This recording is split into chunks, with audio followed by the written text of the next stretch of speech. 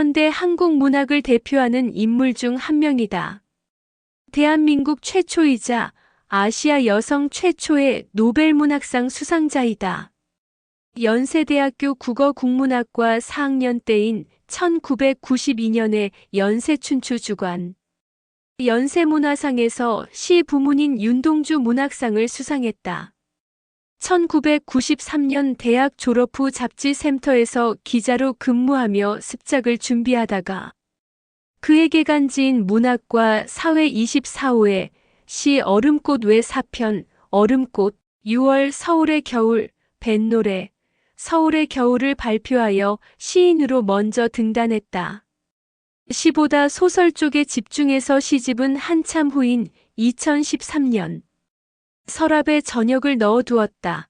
이 시집에는 데뷔작 5개 중 서울의 겨울만 수록됨에야 나왔다. 의드메인 1994년 서울신문 신춘문예 소설 부문의 단편소설 붉은 닻이 당선되면서 소설가로서 본격적인 작품 활동을 시작했다. 신춘문예로 등단할 당시 한강현이라는 필명을 사용했으나 차기작부터는 한강이라는 본명을 사용했다. 서울예술대학교 문예창작과 문예학부 문예창작 전공 전임교수로 2007년부터 2018년까지 12년간 재직하다가 창작에 전념하기 위해 그만두고 현재는 전업작가로 활동하고 있다. 2004년 서울디지털대학교 문예창작학과에서 한강 소설작가 특강을 하기도 했다. 2005년 이상문학상을 수상하였다. 대중적인 재미와 거리가 먼 인체를 주제로 한 불편하고 파격적인 소설을 쓰는데 대표작으로는 내 여자의 열매와 이상문학상 수상작 몽고 반점이 있다. 아기 부처는 한강의 소설집 내 여자의 열매에 수록된 중편 소설이며 몽고 반점은 채식주의자라는 소설집에 수록되어 있다. 인물의 독백 등 심리적으로 중요, 차후의 복선이나 전하려는 메시지하거나 시적인 부분을 이탈릭체로 표현한다. 교보생명 산하대산문화재단의 번역 지원을 통해 채식주의자가 영국 문학 시장에 출판되고 높은 작품성을 인정받아 2016년 5월 17일 오르안 파묵, 옐렌커 등 해외 유명 작가들을 제치고 아시아 최초로 영국의 부커 상 인터내셔널 부문을 수상했다. 2019년 인촌상, 언론 문화 부문을 수상했다. 연작 채식주의자는 제작비 3억 원대의 독립영화로 제작되어 비록 흥행에는 실패했지만 선댄스 영화제에서 아시아 영화 중 유일하게 월드 시네마 드라마 경쟁 부문 본선에 진출했다. 그러나 영화화 과정에서 작가의 의도가 변질되었다는 관람평도 있다. 노벨 문학상 수상을 기념하여 2024년 10월 17일 CGV 전국 45개 극장에서 재개봉되었다. 한국 소설문학상을 수상한 중편 소설 아기 부처도 영화화되었으며 감독은 채식주의자와 같은 이무성. 다만 제목은 흉터로 수정했다. 이 영화 역시 노벨 문학상 수상을 기념하여 CGV에서 재개봉하였다. 소년이 온다 2014 5.18 민주화운동을 6장에서 각각 6명의 시선으로 사건 당시와 그 이후에서 서술한 작품이다. 광주를 전후로 한 역사나 정치, 사회에 대한 담론보다는 개인의 고통과 내면에 몰두한다. 마지막 장 꽃핀 쪽으로 다음에 나오는 에필로그는 작가 자신의 자전적 이야기다. 비록 5.18 민주화운동 전에 서울로 상경하여 직접 사건을 겪지는 못했으나 광주에서 태어나 유년을 보낸 한강인 만큼 애착이 큰 작품이고 집필 과정에서 많은 압박을 받았다고 작가는 에필로그에 서술한다. 하지만 수많은 압박에도 불구하고 소설가 한강은 지식인으로서 불굴의 의지로 작품이 평가받을 수 있도록 노력하였다. 휴먼 액츠라는 제목으로 미국에 번역 출판되었으며 역자는 채식주의자를 번역한 데보라 스미스다. 작별하지 않는다. 2021. 제주 4.3 사건 전반을 다룬 이야기. 주인공을 관찰자 시점으로 사용하여 주인공과 사건에 관계된 인물들이 극을 풀어나간다. 밀도 있는 사건 기록과 더불어 한강 특유의 신체 반응 묘사가 압도적이다. 생과 사의 경계에 있음을 묘사하려는 비논리적 언어가 되려 현실을 날카롭게 부언한다. 제주도 눈 고통, 피 사랑 등 몇 가지 키워드가 있다. 채식주의자 2007. 표제작 채식주의자 몽고 반점, 그리고 나무불꽃으로 이뤄진 연작 소설. 일부 채식주의자는 어릴 적의 기억으로 채식주의자가 된 아내를 바라보는 남편의 시각으로 서술된다. 예술가 소설이라서 평가받은 2부 몽고 반점은 드물게도 심사위원 7인의 전원 일치로 이상문학상을 수상했다. 단행본은 2016년 맨 부커 상 인터내셔널 부문에서 수상하였다. 번역자는 데보라 스미스로 스미스는 전에도 소년이 온다. 안도연의 연어를 영어로 옮겼다. 작가 본인은 영역본에 대해 지금까지 비영어권 번역에 대해 제 책이긴 한데 제가 읽을 수 없는 책이잖아요. 그래서 번역자와 편집자를 무작정 신뢰할 수밖에 없는 그런 선택이었는데 영어로 번역이 된다고 하니까 반갑더라고요. 제가 읽을 수 있는 유일한 언어잖아요. 라고 흰출간 기자 간담회에서 대답했다. 수상 목록. 1994년 서울신문 신춘문예 소설부문 붉은 닷. 1999년 제25회 한국소설문학상 아기부처. 2000년 오늘의 젊은 예술가상 수상 문학부문. 2005년 제29회 이상문학상 몽고 반점. 2010년 제13회 독립문학상 바람이 분다 가라. 2014년 만해문학상 소년이 온다. 2015년 황순원문학상 눈 한 송이가 녹는 동안. 2016년 맨 부커 국제상 채식주의자.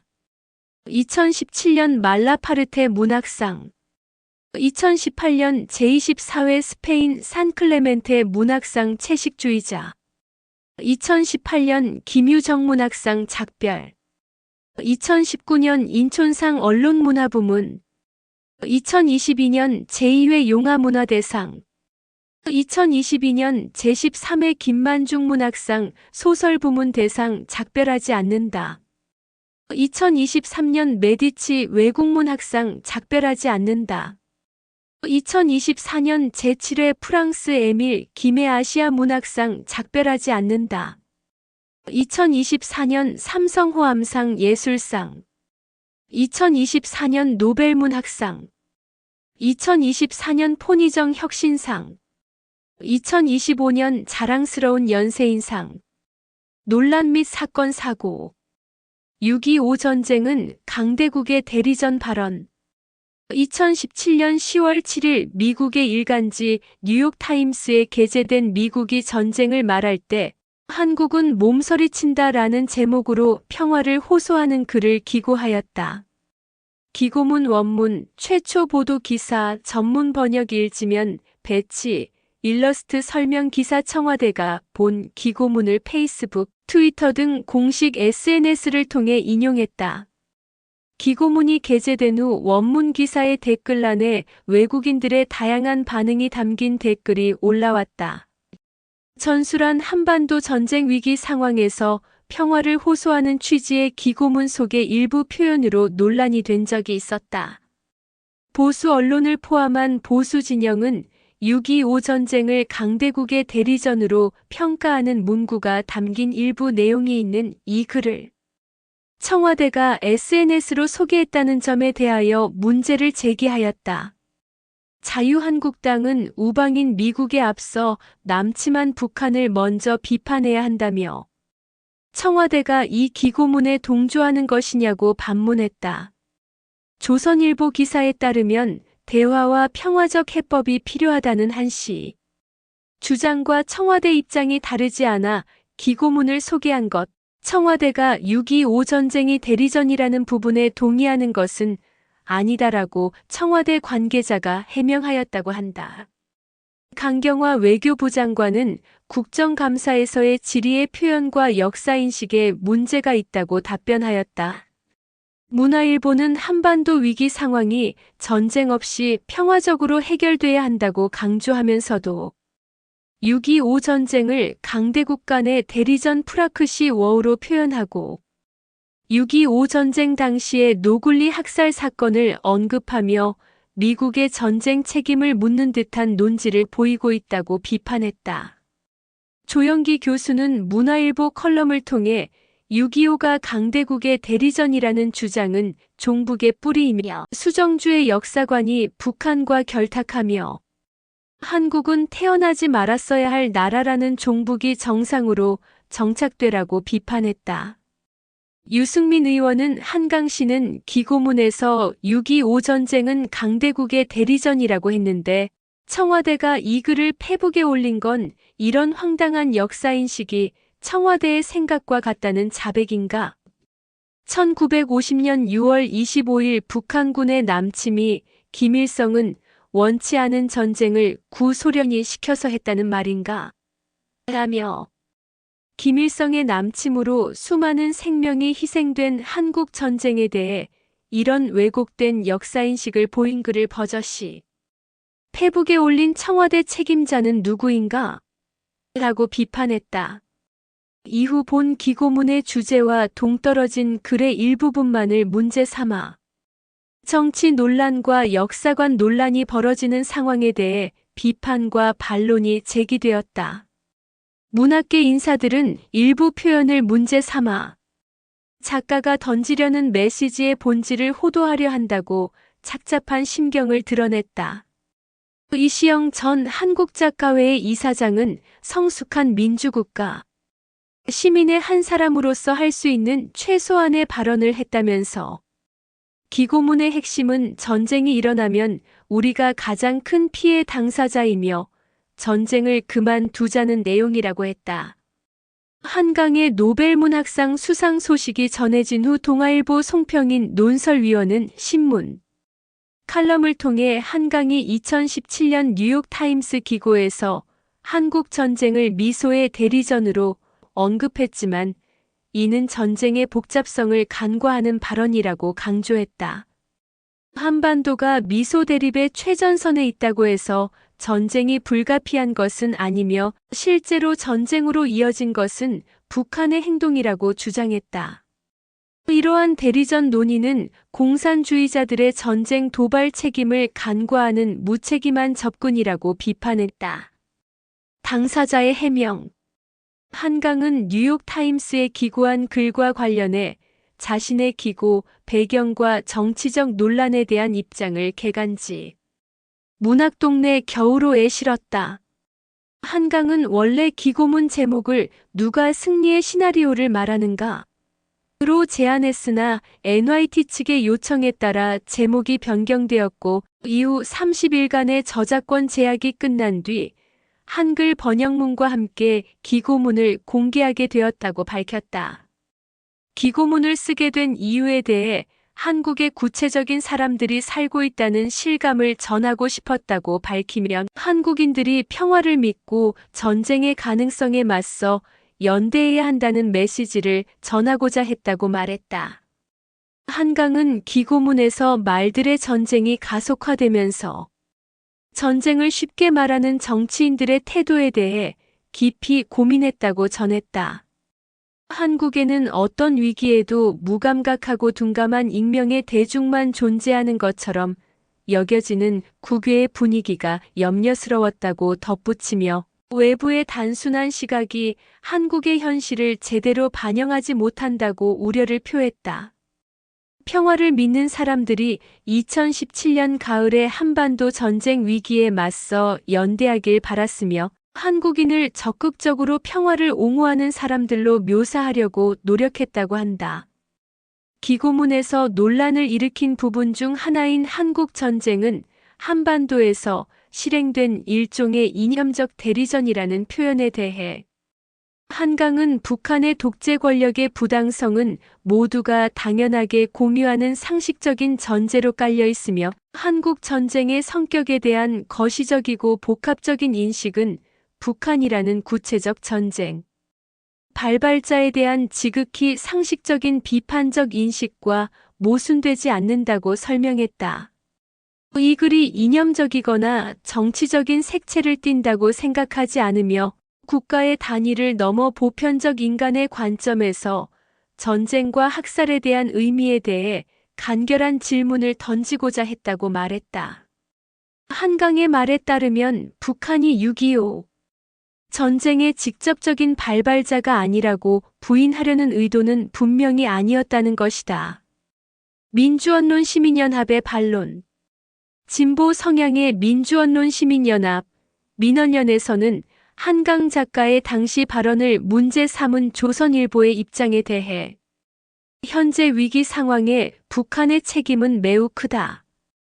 그러나 현재 한반도의 위기 상황에는 도널드 트럼프 미국 대통령의 강경한 행보와 적절치 못한 언행에도 큰 책임이 있다며 특히 한강 작가는 미국의 일간지에서 미국의 시민들을 향해 평화를 호소했다. 그렇기에 생경한 북한의 협박 메시지를 강조하기보다는 미국 시민들이 뽑은 트럼프 대통령의 강경 메시지를 인용한 것이라고 말했다.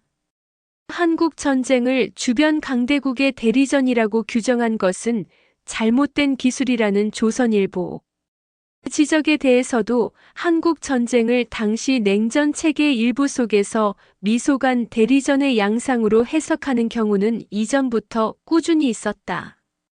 전쟁의 원인을 한반도 외부에서 찾는 시각들은 대체로 한국 전쟁을 스탈린의 영향력 아래 시작한 전쟁으로 파악한다며 그렇기에 한강 작가의 표현은 문제될 것이 없다고 덧붙였다. 박근혜 정부 문화예술계 블랙리스트 피해 정부 차원의 조직적 검열 행위인 박근혜 정부의 문화예술계 블랙리스트에 작품뿐만 아니라 작가 본인도 포함되어 있었다.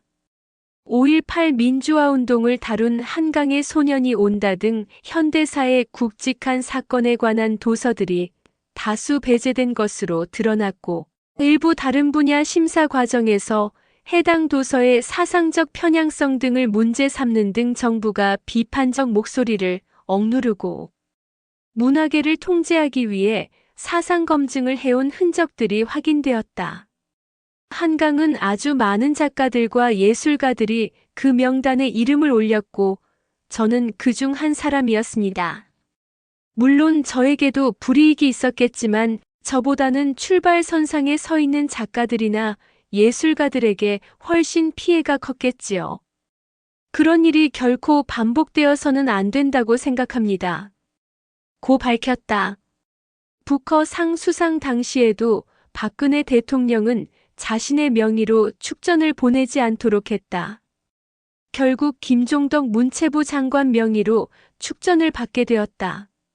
맨부커상 한강 박근혜 정부 블랙리스트 공식 확인 한겨레 세계 출판계에도 익히 알려진 사실이다.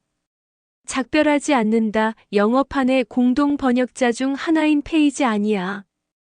모리스는 미국 뉴욕타임스 인터뷰에서 한강은 몇 번이고 검열에 맞섰으며 매번 더 강하고 흔들림 없는 작품으로 자신을 침묵시키려는 시도를 떨쳐냈다고 말했다. 본인 반응. 한강은 5.18 기념문화센터에서 광주 트라우마 센터 주최로 열린 치유의 인문학 강좌에서 당시 문학의 블랙리스트와 관련된 논란에 대해 언급하며 다음과 같이 말했다. 서울 연희문학 창작촌 옆에 전두환의 사저가 있다. 저는 아무래도 그곳에서 잘 수 없을 것 같다며. 그러나 저 역시 소설을 쓸 때 가끔 자기 검열을 하고 싶을 때가 있었고 뒤늦게 자신에게 소스라치게 놀랐다. 저는 검열 없이 작품을 쓴 것 같은데 블랙리스트에 올랐다더라고 쓴웃음을 지었다. 한강은 요즘 이런저런 일들로 우리가 마음이 매우 아프지 않았냐며 1980년에도 비슷한 일이 있었다. 평화적 염원을 가진 사람들이 일어나 서울에 봄이 왔지만 군부가 집권했다며 이번이 기회가 돼 제대로 자리 잡는 기회가 된다면 좋겠다고 말했다. 그러나 글을 쓴다는 것을 주제로 5.18을 다룬 소설 소년이 온다를 강독한 한강은 5.18과 5.18을 다룬 자신의 소설 그리고 자신의 정신적 체험을 독자들에게 털어놨다. 그는 5.18이 아직도 계속되고 있어 뼈아프다며 저는 저의 고통의 원인을 알 수가 없었다. 쓰면서도 쓰고 나서도 악몽을 꾸고 고통스러웠다. 읽으면서도 고통스럽다는 분들도 있었다. 그 고통의 원인은 우리가 인간을 사랑해서 그런 것이라고 말했다. 여담. 문인 집안으로 유명하다.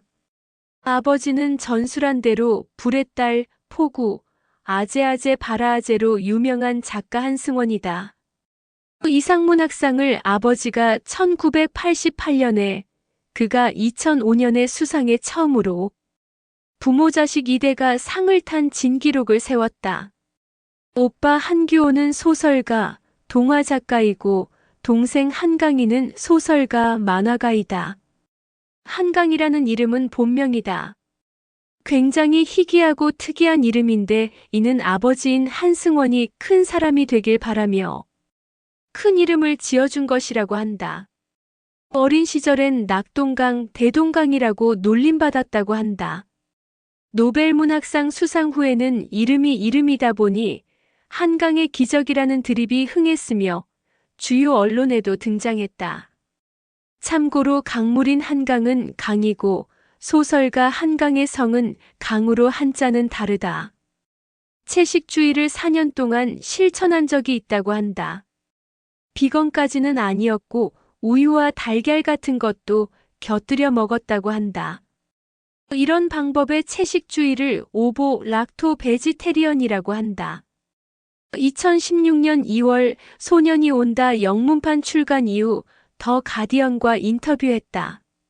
자전적 소설인 흰의 출간 이후에 2017년 12월 더 가디언 인터뷰에서는 그와 관련한 본인의 가정사와 10대 시절이 자신의 삶과 관점에 미친 영향을 이야기했다.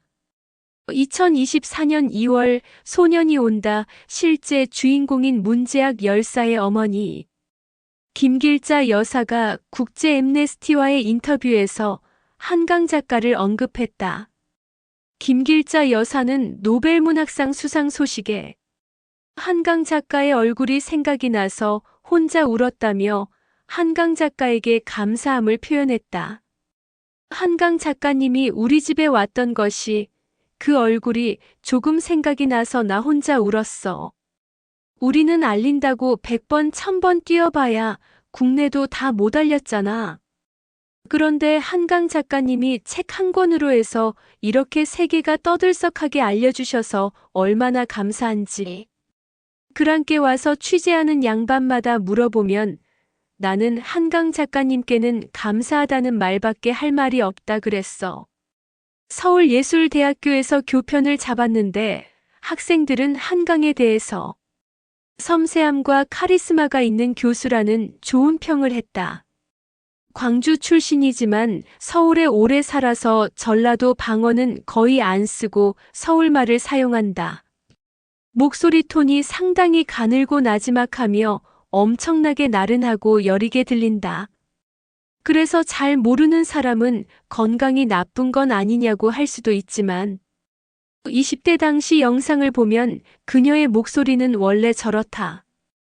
같이 시집을 작업했던 편집자의 말에 의하면 미술, 영상물, 음악 등에 두루 관심이 많아서 책 표지 이미지를 고를 때도 적극적으로 의견을 낸다고 한다. 영미권에 소개됐으면 하는 작가를 물었을 때는 황정은 작가와 임철우 작가를 꼽았다. 이전에 더 가디언과의 인터뷰에서도 본인의 작품 세계에 영향을 끼치는 작품들이 임철우 작가의 단편들이라고 밝혔으며 표도르 도스토옙스키의 작품도 즐겨 읽는다고 밝혔다. 홍용의 문학평론가와 결혼했다가 이혼했다. 양육권은 한강이 가지고 있는지 아들과 함께 지낸다고 알려져 있다.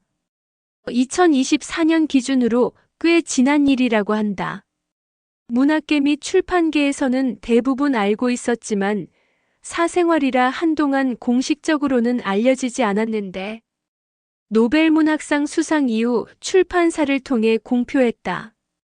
노벨상 수상 이후 이혼 사실을 몰랐던 언론들이 전 남편을 현 남편으로 서술하는 경우가 있어서 이에 대해 그분께도 누가 되는 일이라며 관련 기사의 정정을 요구했다.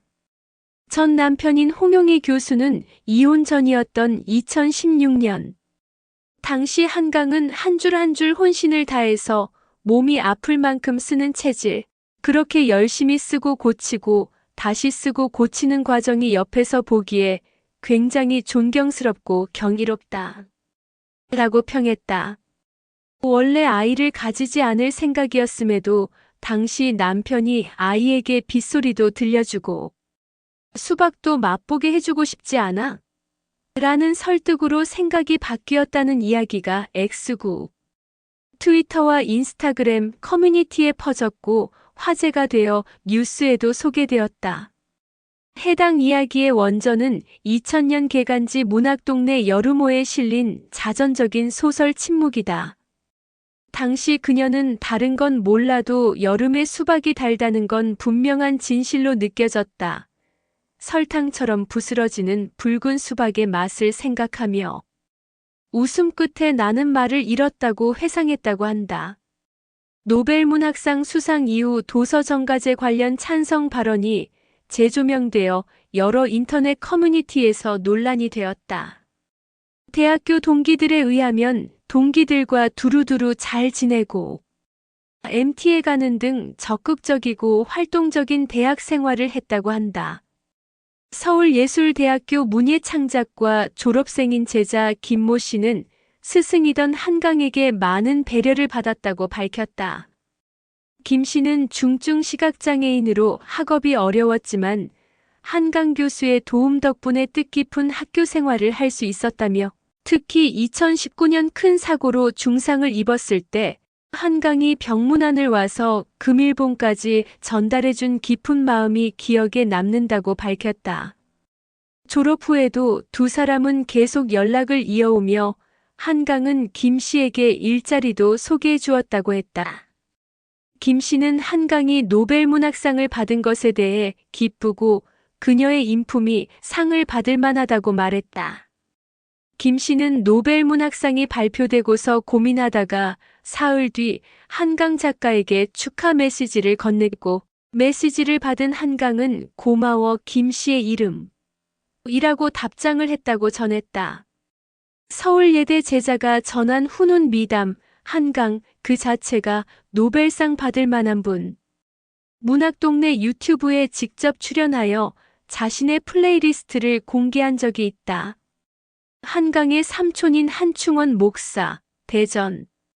행복이 넘치는 교회가 자신의 페이스북에 사랑하는 조카의 수상을 진심으로 축하한다면서도 하나님의 구원에서 더 멀어지지 않을까 하는 걱정과 두려운 예감이 들었다라고 공개 편지를 적었다. 다만 편지의 본문에서 형님 집안과 단절된 상태라 조카 연락처를 몰라 공개 편지를 보내게 됐다고 직접 밝히는 등 삼촌이라고는 해도 교류는 없는 사이로 보인다. 게다가 내용도 조카의 작품에 대한 논란을 중심으로 포괄적인 의견을 제시하고 조카의 향후 작품 활동을 제안하고 싶다며 채식주의자를 형부, 처제의 관계 및 장면 묘사는 아무리 작품의 구성상 필수적이고 작품의 극히 일부인 내용이라 해도 충분히 비판받을 만하다. 상황 논리로 패륜적인 것이 정당화되면 근친상간, 수간, 인육 먹는 행위도 미화될 수 있다면서 그것은 타락의 극치다.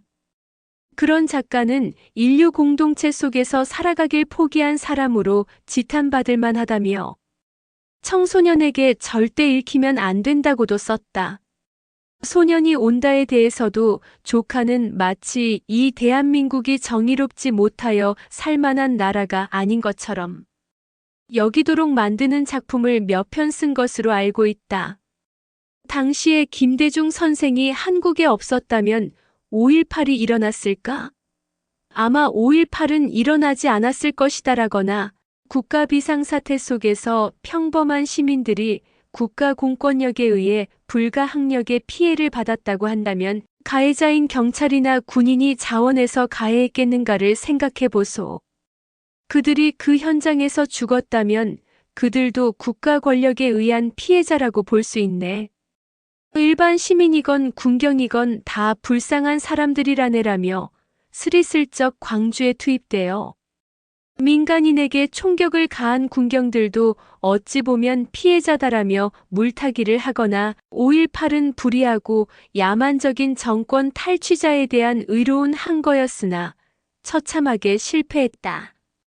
하나님의 때가 아니었기 때문이다. 며 5.18의 결과를 하나님과도 연관시켜 주장하는가 하면 제주 4.3 사건을 남로당 공산주의자의 선동과 난동에 휩쓸려 선량한 시민들까지 죽임을 당한 비극적 사건이라며 군경이나 미군의 책임에 대해서는 그러나 당시의 미군정은 대한민국의 헌정 수립을 반대하는 공산주의자들의 난동을 묵과할 수 없었을 것이네. 진압 과정에서 남로당으로 몰려 죽은 사람들이 많았네라며 어쩔 수 없었다 정도로 뭉뚱그리려 드는 등 전형적인 기독교 우파의 시각을 그대로 드러내고 그러면서 이해관계가 첨예한 사건을 한쪽의 관점만으로 평하는 듯한 시각을 작품에서 드러내는 것은 굉장히 위험하다.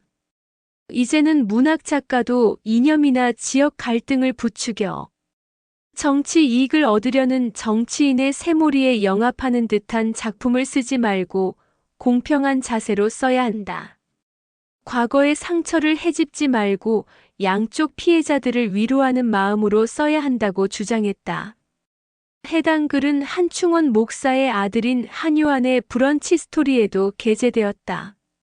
이에 대해 당연히 일부 개신교도를 제외하면 한충원의 위 해당 글에 대해서 멸시하는 반응이었는데 한충원 목사의 부인이라는 미네스더가 자신의 SNS에 노벨문학상을 받은 한강 조카에게 공개 편지를 쓴 내 남편 한충원 목사에게 돌을 던지는 사람들에게라는 제목으로 당신들은 길 가는 거지 할아버지를 목욕탕으로 모셔다가 씻기고 또 씻기고 독수리 같은 손톱 발톱을 깎아드린 적이 있습니까? 당신들은 갈 곳 없는 고아 청년을 집에 데리고 있으면서 그 청년의 운동화까지 빨아준 적이 있습니까? 다 큰 두 아들을 데리고 장애인들을 씻겨주는 목욕 봉사를 해보신 적이 있나요? 예수 믿는다는 이유 때문에 뺨을 때리고 발길질까지 하는 사람에게 화 한 번 내지 않고 그에게 3일 동안 맞아본 적이 있습니까? 라며 한충원의 선행들을 열거하고는 내 남편이 믿는 예수님을 지독히 미워한 분은 한승원 작가님이었지. 우리는 그분도 그 조카 한강도 절대 미워하지 않는다. 라며 제 남편의 편지를 읽고 함부로 판단하지 말아주세요. 그리고 정치적인 목적으로도 절대 이용하지 말아주시길 부탁드린다. 라고 하고는 말미에 세계의 모든 그리스도인들이여 우리 부부를 악한 영의 공격으로부터 보호해 주시길 기도 부탁드립니다. 라며 영문 편지로도 당부했다. 서울대 수의학과 우희종 교수는 자신의 SNS를 통해서 이런 글을 올린 미네스더 본인부터가 더욱 스스로 진흙탕 기독교에 빠져 있다며 자신이 뭘 해왔다는 것에 대한 우월감이 가득하다. 좋은 일 했지. 맞아, 그런데 너덜 이런 것 했어? 로 글을 시작하다니. 왼손이 한 것을 오른손이 모르게 하라는 말씀과 너무 동떨어진 초라한 의식 수준이라고 지적하고 한승원 작가가 미워한 것은 그렇게 말하는 당신 수준과 달리 예수가 아니라 예수에 대한 집착과 다짐이라는 폐쇄성의 폭력이라는 것을 알지 못하는 어리석음이라며 우월감과 무지는 성경 아닌 그 무엇도 휴지 조각으로 만든다. 남편에게 돌을 던진다고. 돌도 아깝다. 고 비판했다. 김창국 기념사업회장 허우익도 에큐메니안의 기구한 칼럼에서 자기 남편이 선행한 것을 쭉 늘어놓고 그런 남편을 비판하는 것은 악한 영의 공격이라며 전 세계 기독교인의 기도를 호소할 줄은 알면서 왜 제주와 광주에서 억울하게 죽은 이들과 그로 인해 평생 트라우마를 겪는 이들의 고통에 대해서는 한강과 같은 진한 공감을 하지 못했는지 자못 궁금하다. 고 지적하고 아울러 미네스더의 남편 한충원에 대해서도 서북 청년단과 계엄군을 파견하여 수많은 양민을 무차별적으로 학살하도록 명령한 권력자들의 무도한 살상 행위에는 침묵하면서 무고한 희생자를 애도하는 문학을 비난하는 것은 기득권자들의 반공 논리에 편승한 이념적 신앙이 아니냐라고 비판했다. 2003년에 한강의 사진을 촬영했던 사진작가 구본창은 한강 작가는 어딘가 내성적이고 수줍지만 안으로 굉장히 강인한 모습이 어딘가 있다고 한강의 성격에 관해 설명했다. 2018년 미국 카네기 인터내셔널에서 더 퓨너럴이라는 설치 미술 작품을 전시한 바 있다. 흰 눈 위에 빽빽이 들어선 앙상한 나무들이 이루고 있는 검은 숲을 표현한 작품. 그 외에도 그녀는 본인의 소설 채식주의자 속 인물처럼 비디오 아트 작품을 몇몇 만들기도 했다. 서울 종로구에서 독립서점 책방 오늘을 직접 운영했다.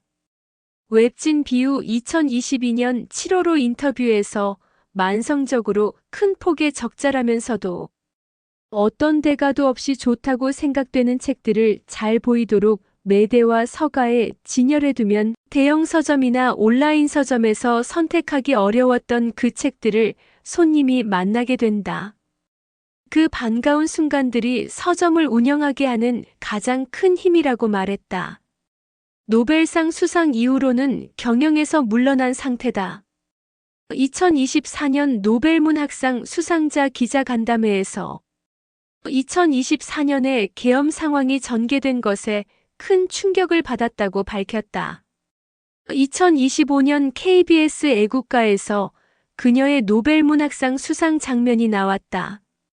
2025년 3월 25일 414명의 작가들이 윤석열 파면을 촉구하는 한 줄 성명을 발표했는데 여기서 한강 작가는 훼손되지 말아야 할 생명, 자유, 평화의 가치를 믿습니다.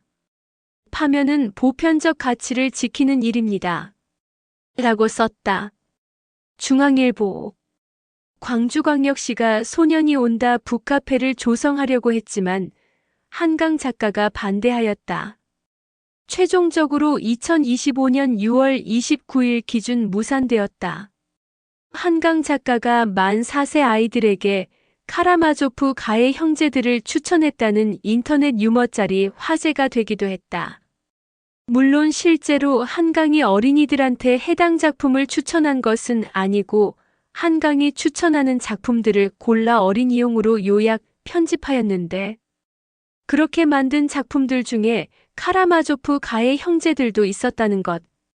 2025년 5월 29일 훼손되지 말아야 할 생명, 자유, 평화의 가치를 믿습니다. 파면은 보편적 가치를 지키는 일입니다. 라는 문구와 함께 사전투표를 하였다.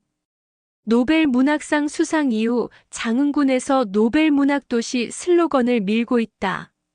한강 본인은 장흥에서 산 적이 없으나 아버지 한승원도 문학가이고 한승원이 장흥 출신이기 때문에 장흥에 뿌리를 두었다라는 의미로 붙인 슬로건이다.